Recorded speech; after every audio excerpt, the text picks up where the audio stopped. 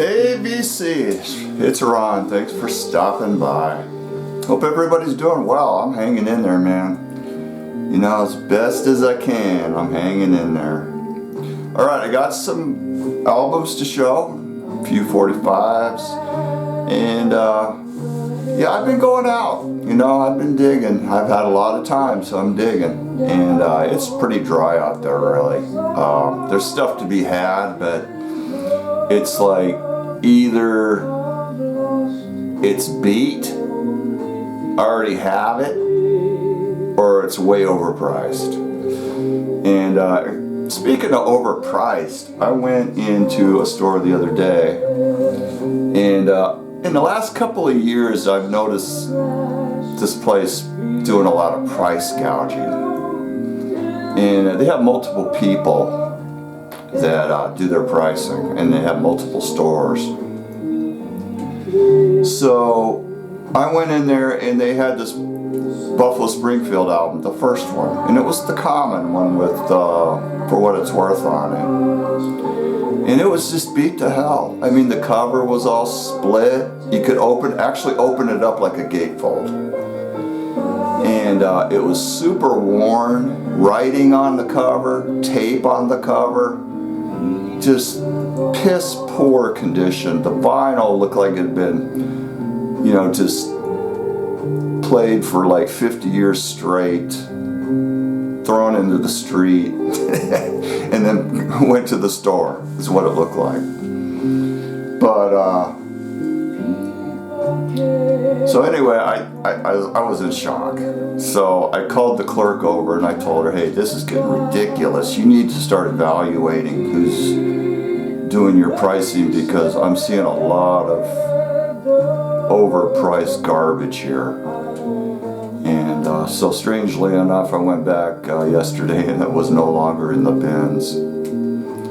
But anyway, before we get to the vinyl, I want to show, you know, a lot of people seem to like to show their demon alcohol with their vinyl. I don't know what it is, but and, you know, I can't drink on cam because I tried it once and it didn't work out very well. I'm a lightweight when it comes to drinking.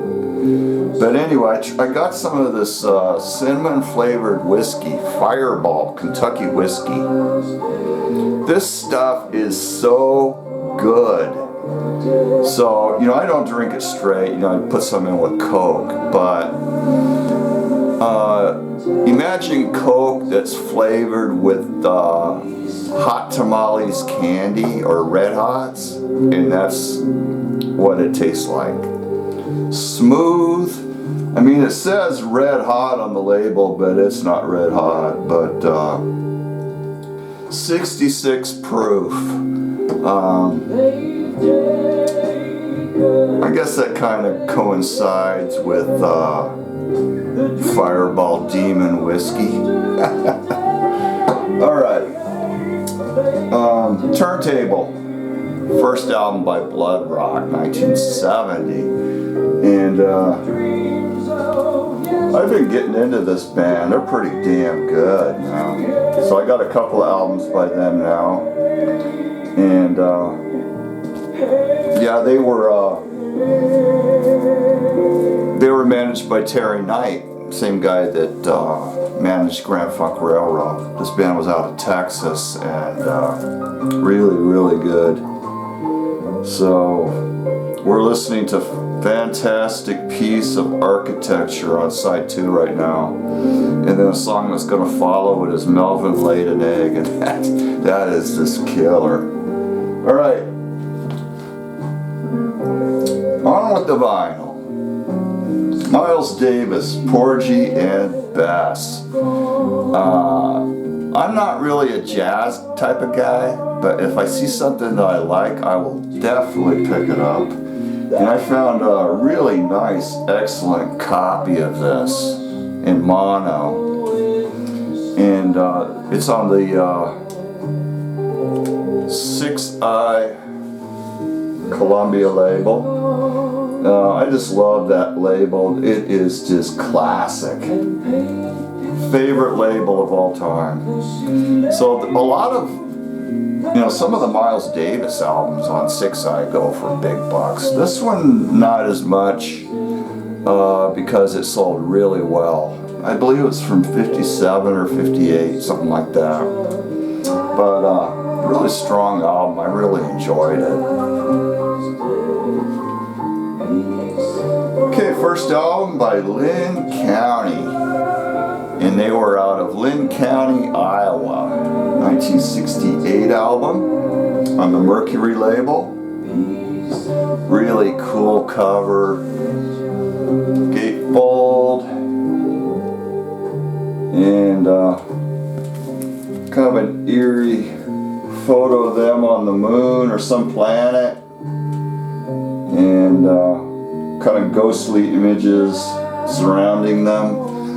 Down here in the corner at this girl's feet is, you can see a head poking out.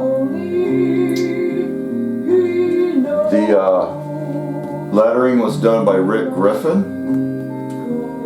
And Proud Flesh Soothsayer. It's on the Red Mercury label. Pretty strong album.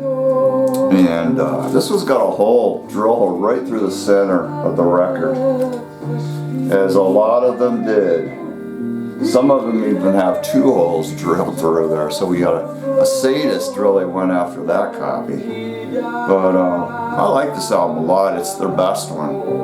I had their 3rd album, and it was real sort of pedestrian blues rock, and it was not very interesting at all, but this is very good.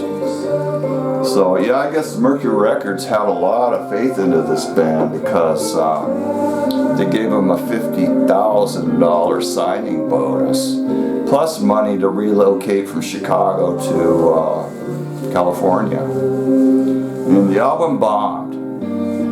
Totally bombed. It didn't even chart, didn't even hit the top 200. So yeah, it's a shame really, because the album deserved better than that. It really did. The only gripe I got with this album, I'd say, is the sound quality. Whoever mastered this did a shit job. It's pretty well known that this album does not sound very good. It's kind of got a hazy, muddy sound. I mean, it's not terrible, but you can definitely tell that it just doesn't sound very good at all.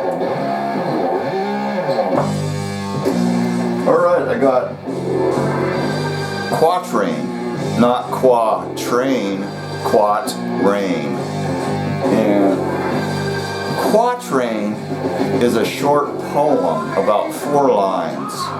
There once was a man from Nantucket who's that's something different. I won't go into that. But anyway, this is a cool album from '68. It's their only one.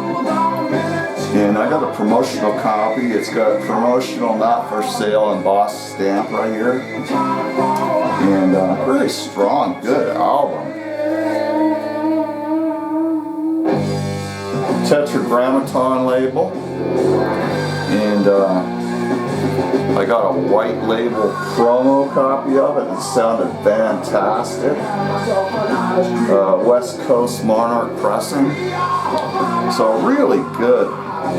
It's definitely got that LA sound. The band was from LA. They were from the San Fernando Valley area.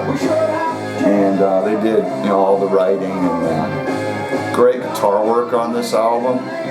In fact, the guitarist, after this band broke up, shortly after the album came out, the lead guitarist joined Simon Stokes and the Nighthawks for a couple albums. So if you don't know this one, get it. After the Deep Purple albums on Tetragrammaton, this is the best one. And then Ivory follows this one. Okay, I got Kim Fowley, I'm Bad. He was bad. He was a bad boy. But this is a good album. 1972 on Capitol. It's on the Green Capitol label.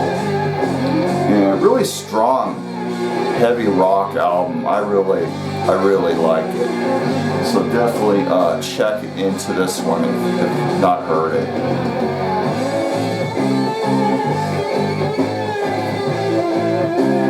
This one is the first album by Bobby Brown. And no, it's not Frank Zappa's Bobby Brown. It's not Whitney Houston's Bobby Brown. It's Bobby Brown's Bobby Brown. And this is like a local album out of California, West Coast. And it's on a small label. What is it? Here's a label. Cool psych label. Destiny Records. And this is a fantastic album. 4 stars. It's his best album. It's real trippy folk psych, and it's actually you might call it sort of proto new age too. This is him with this instrument that he built. It's got like all kinds of weird instruments, you know, built into it that you could play. And I'm not a fan of the front cover, but the back cover is pretty cool. So he sold these out of his van, you know, traveling around, doing concerts and stuff, and he signed a lot of these copies, and this was autographed as well. Mostly he just signed his name Bobby, like that one. So there's several different cover variations. The backs are a little different down at the bottom. Like this one's definitely not the first pressing. The first pressing wouldn't be advertising the fact that you could mail away for extra copies of the album. So, and then there's the address would be different. So this is not the very first pressing, but it's still, you know, it's still early. I don't know how many of these he made, but must be quite a few because it's not really a terribly expensive album unless you go for the first pressing. But yeah, this is just such an awesome album. He had a 6-octave voice, and he reminded me a little bit of Donovan. So how he didn't go on to become bigger than he was, it's a mystery. But yeah, awesome. Split, the Groundhogs. Now, I've showed this album before. This is a different copy that I picked up, and I think it's some sort of a weird export album. But I tried to find out some information on it, and I couldn't. I couldn't even find out information on the label design, which is different. So if any of you UK people can help me to identify this label, please do. The cover is UK, flip back. And the label is in the style of UK. It's got UK catalog number on it and all that. And the weird thing, it says Liberty Records United States on there. That's kind of weird. But I couldn't find nothing out with the red and the black label. I even looked up European label variations for Liberty, and they had the other ones, but they didn't have this one. So it's so odd. So I really need some help identifying that label, if anybody can do so. Even if you have an album with that label, let me know. But yeah, it's pretty strange. Okay, a few 45s and then I'll let you go. I was at not thrift store, but the antique store, and there was a box of records sitting on the shelf, and she had some nice Neil Young 45s, early promos. So I grabbed 3 of them. 2 of them I didn't have, but the third one was actually a huge upgrade for me.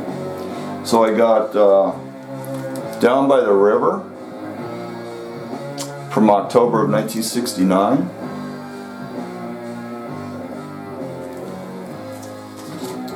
I got Heart of Gold, January of '72, Neil Young's only #1 hit.